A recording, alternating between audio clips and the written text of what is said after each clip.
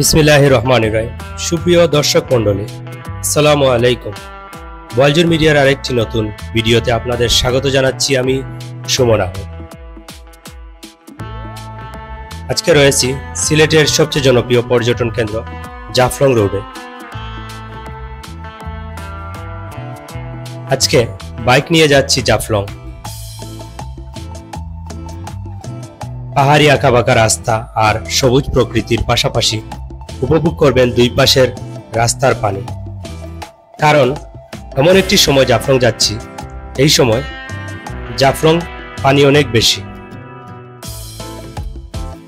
পর্যটক শূন্য জাফলং দেখতে আমরা যাচ্ছি জাফলং এর দিকে। তো উপভোগ করুন জাফলং রোডের দৃশ্য।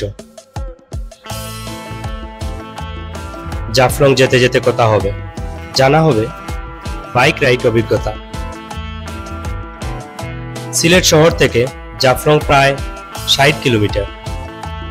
আমার বাড়ি অর্থাৎ বালাগঞ্জ থেকে জাফলং প্রায় ৯০ কিলোমিটারের উপরে। দূরের রাস্তা, এজন্য রাস্তায় যেন শেষ হতে চায় না।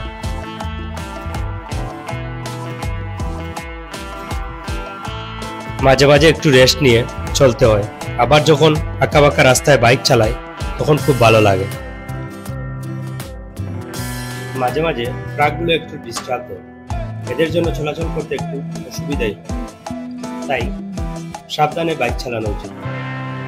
আবার হঠাৎ বালু আর পাথর খেয়াল করে বাইক চালাতে হবে, কারণ এই বালু পাথরে স্লিপ করতে পারে।